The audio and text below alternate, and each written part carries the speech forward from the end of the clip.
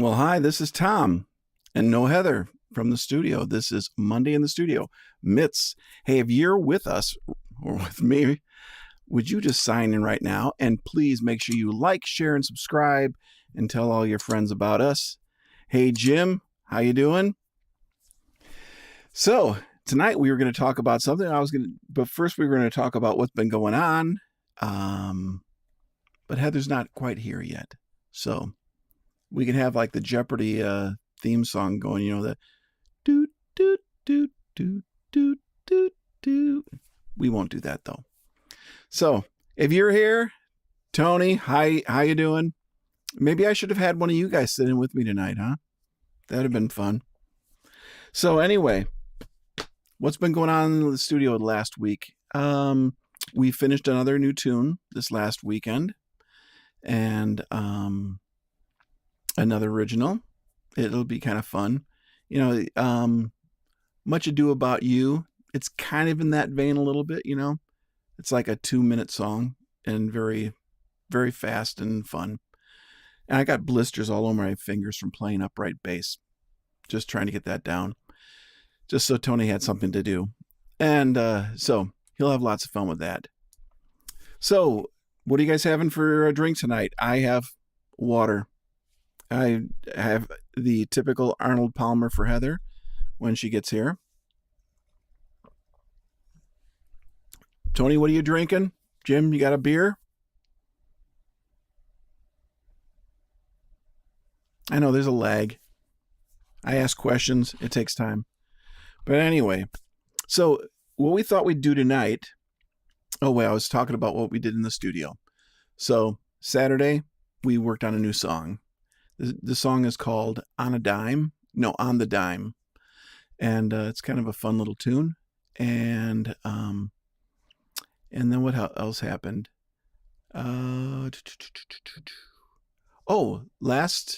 Last Thursday night, we had a guest in the studio, a guy named Will, and he's working on a tune with us.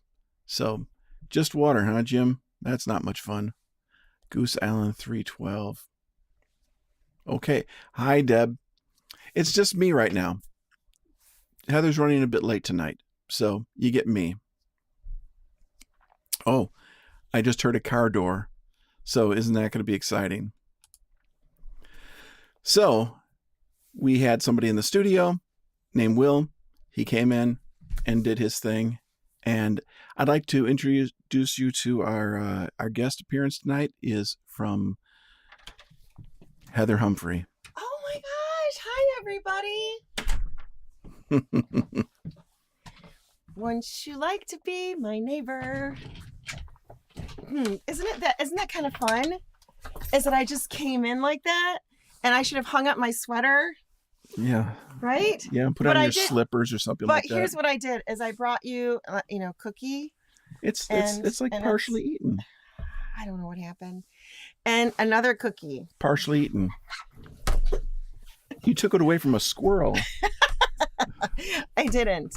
It's raining outside and you tackled a squirrel. I'm going to tell you where I was tonight. It's like there's like a tin roof or something because you could hardly hear people because in the room it was like tin roof. Rusted. Is that what that says? I always wondered. Yeah. And it was a rusted tin roof. I thought they said arrested. Not I was arrested. never arrested. No. Okay. Tin roof rusted. Oh, should I leave and do a Kramer entrance? Where you come in and you're just like, oh, and you got to be all flustered. I'm not sure if I could slide and you got to slide and almost fall down. No. He we didn't don't need that. start to do that in the very first episode of Seinfeld. Where he was in, he didn't do that. Like, it's interesting because I think we're going to talk about this tonight, there's a hook, or a what'd you call it? A riff, right? Or there's that was his trademark. It was his trademark, but I guess in Seinfeld they had there was something about nothing, but there was this pattern. Kind of like that they this went show. Through. So what have you guys been chatting about? First we found out what everybody was drinking, but Deb has not let us know what she's drinking tonight. Oh, are you having a drink, Deb? I babysat someone today, and I let her do my makeup. So that's what you see. I look like I've been punched in the face. Okay. But also my nails got done by the little girl too, so it was kind of fun. Mm. All right. So Deb, what are you having to drink? Let's guess. No. I think she's probably having Water, just like Jimmy. no, but it's probably some kind of sparkling water, like a blueberry lemonade spritzer of some kind. Okay, well, we'll find out as soon as she lets us know. Yes, please let us know. Okay, so we are just talking about this last week. We finished on Saturday. We finished up a new song. Oh, we did. And it is so fun. It is, and it's with a banjo. Yeah, well, we went around in circles on what instrument to use. We tried mandolin, mandola. We tried octave mandolin. We tried Irish bouzouki. But I did say banjo. Do you remember? And yeah, because I didn't want to do banjo because then it became too much like what we've already done. Oh, I was right. Deb, you know how much I love being right. She's having a LaCroix. I understand. Yeah. I understand. Yeah. I would never have guessed the Goose Island 312, though. I mentioned how we had Will in. Oh, yes. Will is he's an interesting guy that he's got this amazing voice that he doesn't know what to do with. Mm-hmm. And so we're kind of doing a little bit of pre-production with him and stuff like that, taking one of his songs that he wrote years and years ago and kind of updating it and helping him to see what its full potential. Yeah, it's really his only song he's ever written, and it was 27 years ago he wrote it. Yeah, so he said he only played it twice, and the recording that we heard was his second take. He's just very casual. I am so anal. I know. Like everything's got to be nailed down, and he's just very casual about it. Like I played it twice, and that was it. So Deb, you would understand this. He is a youngest child. So I don't have to have things buttoned down necessarily, as long as I can have my feet squishing in sand somewhere. Okay. Yep. Just kind of like free flying around. See, the world needs people like you, though, to kind of, drive discipline. Like me? Yes. Deb, look at you. You got black raspberry. That is fantastic. There is a blueberry lemonade that is really, really good. That's LaCroix too. Okay.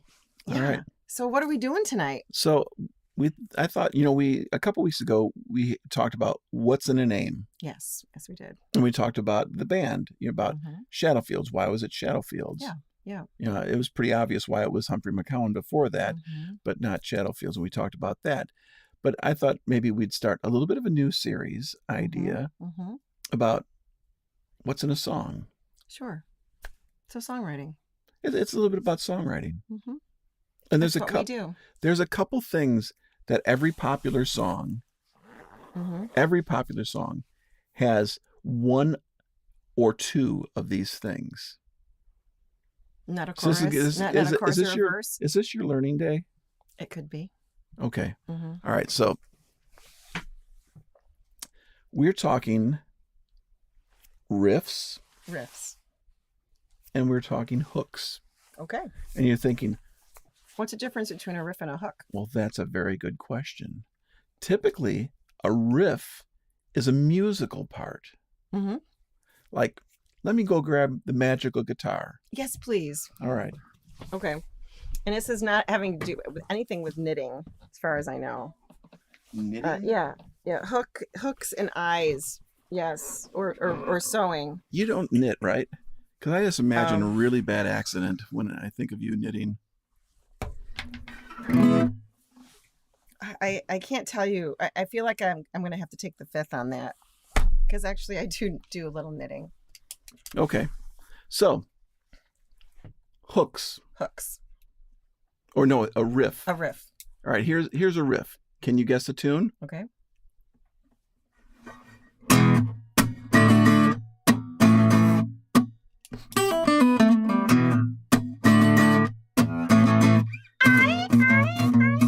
No, not that one. No, it's not an Ozzy tune. Back in Black by AC/DC. Yes. You all got that. Well, she said it was black raspberry. I thought she was saying no. Yes. So that would be A riff. And that keeps on coming over and over again. A riff is a repeating kind of pattern that comes over and over, you know.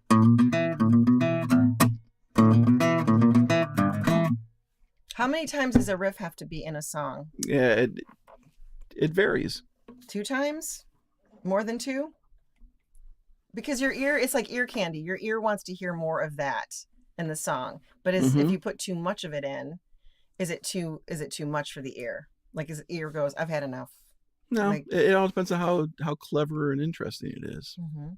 You know, some songs don't have any riff, and they have no hook. You know what we call those songs? Not songs. Duds. Yes. So tell me they about have to have something. So when we do our songs though, is sometimes just, I'm not sure, do we do much with riffs?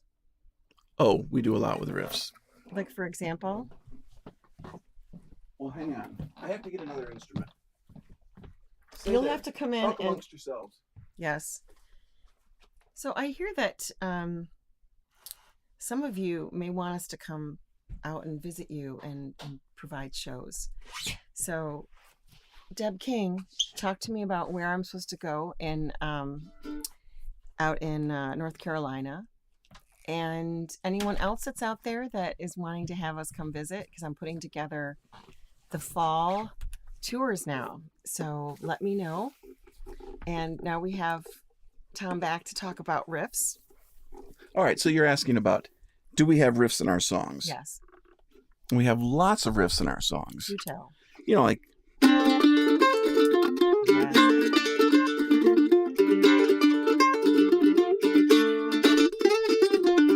Yes. That's a riff. Yes. And how many times is that in the song? More than I want. More. See, that's what I'm asking. So there's more.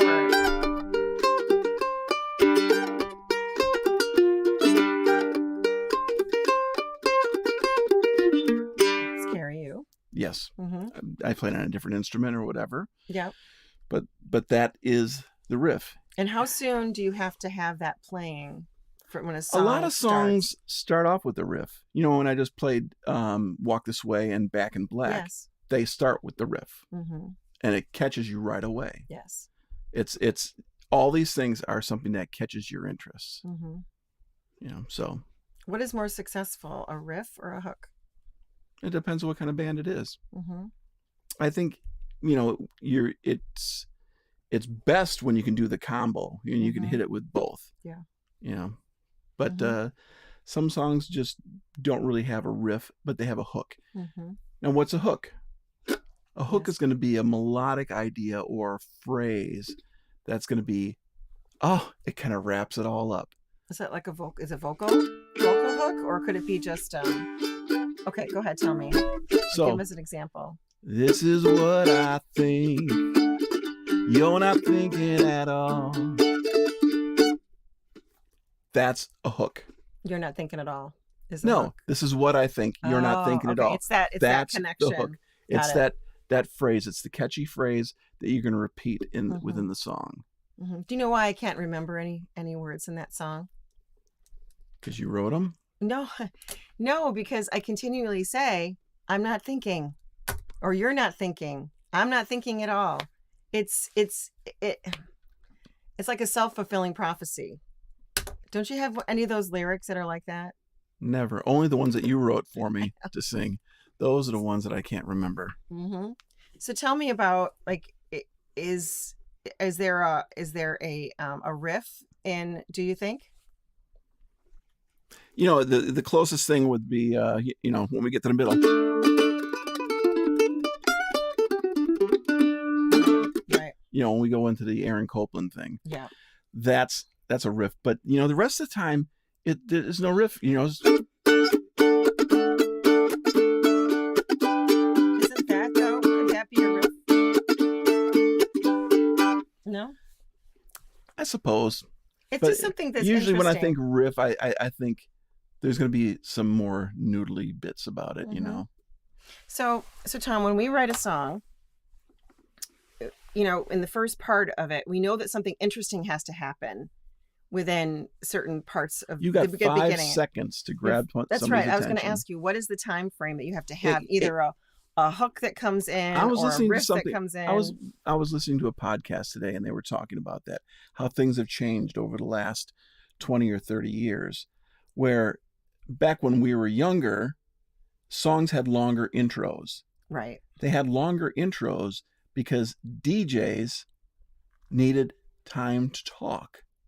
So they would talk over the first 15 seconds of your song. That's fascinating. So people would put these extended intros in, and also the outro, which would fade out.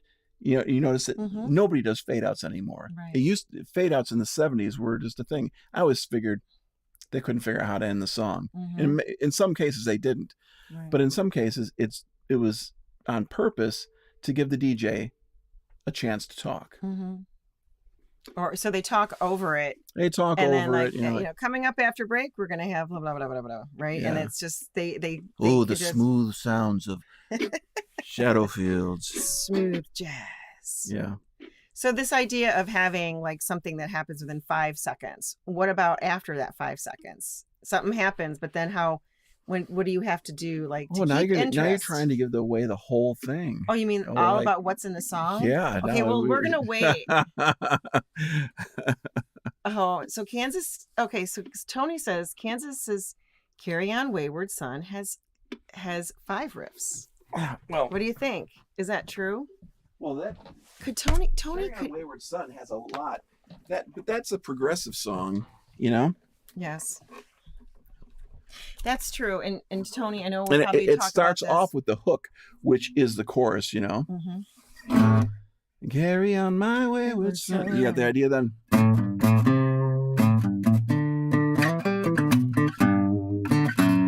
Then it goes.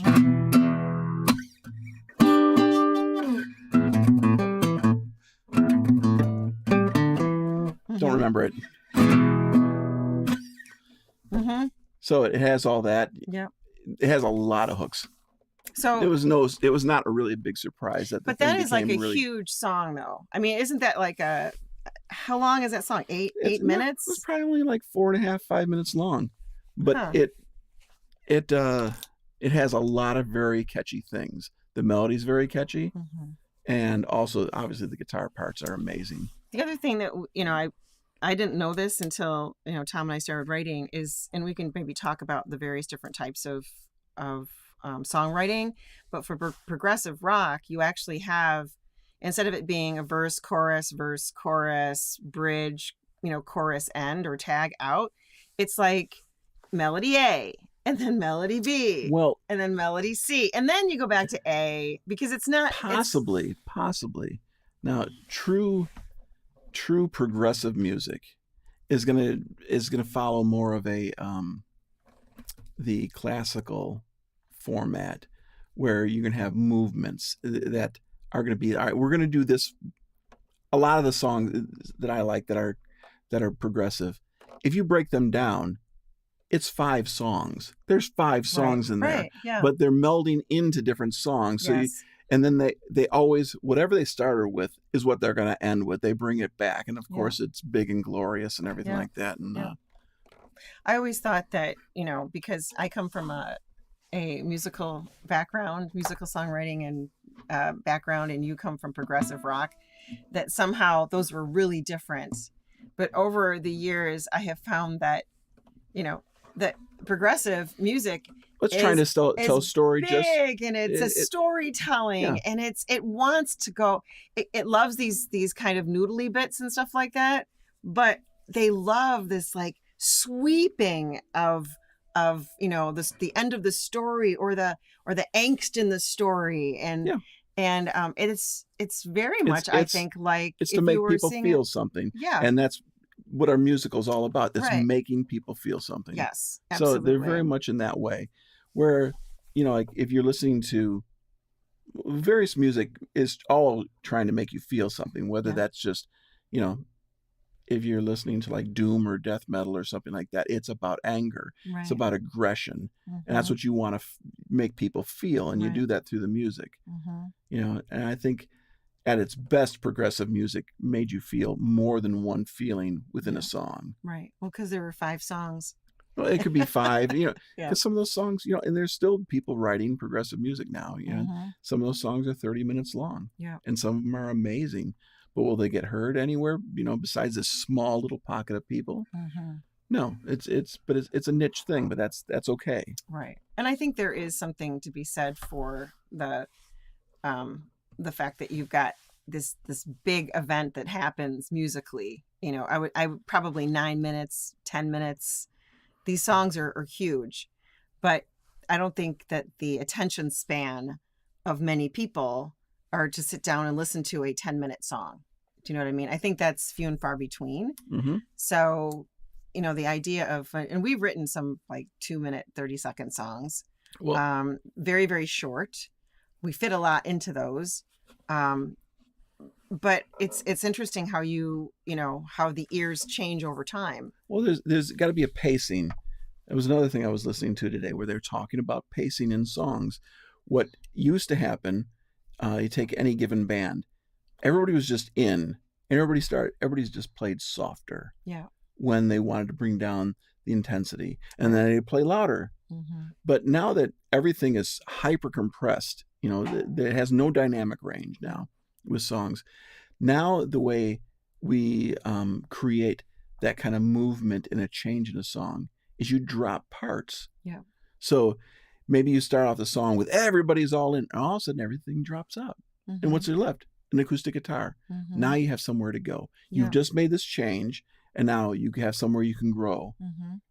And we actually have been doing that a lot more lately, is going, what can we pull out of this? Because if like you said, if everything is in all at the same time, right. your ear is going to get bored with that like very, very soon. So how do you make it interesting by maybe taking something out rather than adding something in? Exactly. Well, when it comes down like violin parts and things like that, Gary will play, 4 hours worth of violin on a 2-minute song. And I pick between what's needed and what's not needed. And it's merciless trimming. It's just what's needed. Should he be in that first verse? Usually not, because you don't need that there. But you might want him on the very intro of the song to set up the melody of where we're going with this. Can a hook just be somebody's voice coming in? Or is that what's interesting? Usually the hook has something to do with the voice. Some melody, phrasing, and words that create something special. So it's the riff is really just the instrumental interesting thing. It's the interesting ear candy, and the hook it's actually maybe a melody part along with the lyric, right? And that somehow is compelling. Now here's a test for you to see if you've learned anything tonight. Okay. I'm going to take us on the Wayback Machine. We're going to go back, probably a good 10 years now. Okay. And we're going to go to Rochester right now. Ooh, Rochester, New York. Yes. And I have a really horrible recording of a song. Oh, why do we do this? Yes, a very horrible recording of a song that we did live. Okay. Now you have to tell me, since this is stripped down to nothing, this song, you have to tell me what would be the hook, and is there a riff? Okay. All right, you guys ready? Okay. Here We're we go. all playing this game. Yeah, It can't be just me. This is your learning day. I can't fail all on my own. Here you go. With me. See, Heather writes all our bright, happy, fun songs. I write all our sad songs. And so I'm going to sing a sad song now. This is a song about a misunderstanding that lasted a lifetime.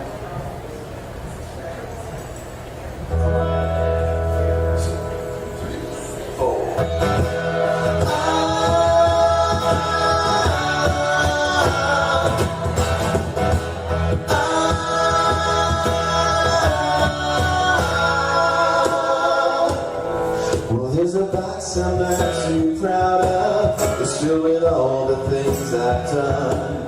And if I'm feeling too good about myself, sit down and look at one. And know that I ain't gonna read them. I know the wretched life I've lived. But if I search right through each and every line, there's one thing that I never did. I never get up on you the way you get up on me. I never wrote you off as a failed life for all the world to see. I never gave up on you, even when you took your lives. I never gave up on you. Started filling in the bars.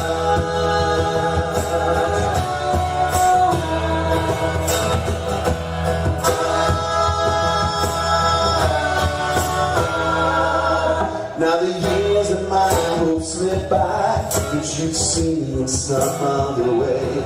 Cause that box is now overflowing. I saw you added another today. Oh, the kids have all but grown up, and I'm counting down the days when I'll be left with only a memory. But there's one thing that I gotta say, I never gave up on you the way you gave up on me. I never wrote you off as a failed life for all the world to see. I never gave up on you, even when you took your lives. I never gave up on you. Started filling the bars.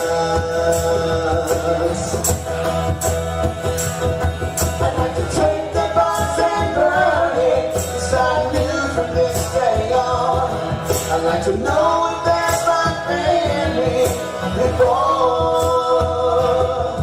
before the Lord comes and takes me home. Well, you passed away 10 years today, and I'm left here by myself, staring at that hateful box sitting there upon a shelf. So I gathered up my courage and took it down to have a look.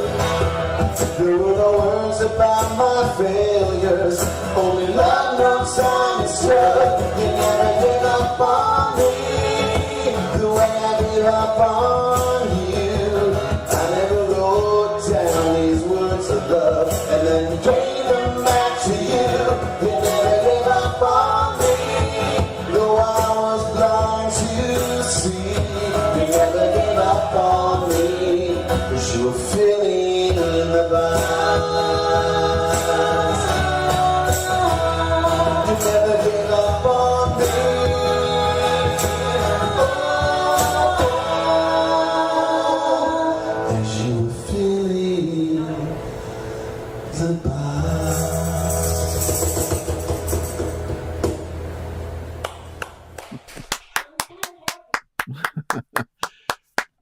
I kind of cut it off before it went into our ranting back and forth because you were Alright. saying it was a happy song, which it wasn't a happy song.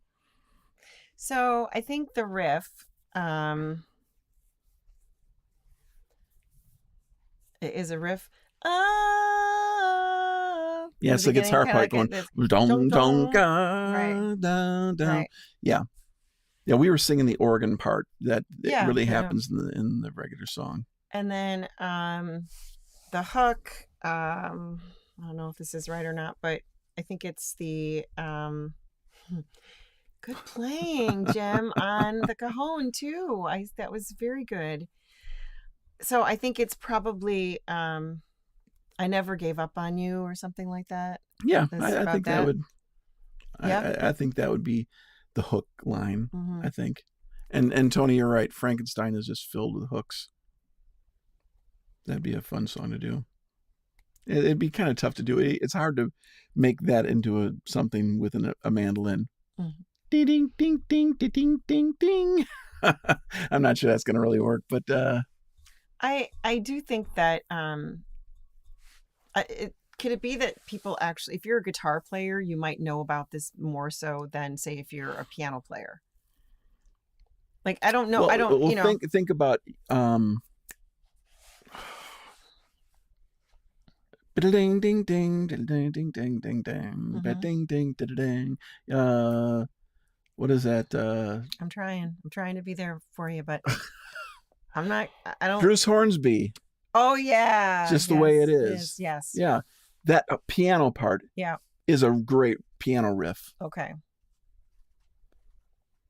It's going to be That's what he starts the because song I don't. off I with. mean, I guess I really haven't paid too much attention to it.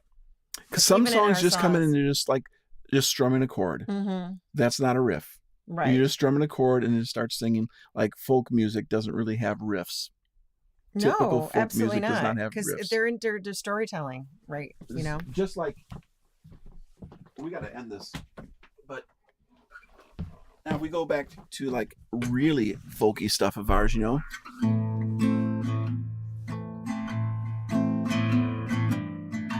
But isn't You that can't really call that a riff. I'm a misfit.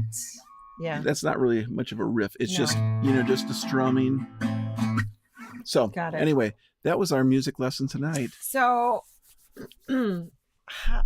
Roll with the Changes is a piano riff song. That is true. Yeah, it's true. REO Speedwagon. Yes, I do like REO Speedwagon too. Well, this has been a kind of a fun night. I mean, normally we just go out and play a bunch of our videos, but I think we're going to try to do more around songwriting, having guests in here, and also talking about gear. And Tom, next week we will have a new large piece of gear. Yeah, Tom is he likes it when gear comes into the studio, most definitely. So I don't know if I've got some gear, but not a lot. No, not like this. Mm-mm.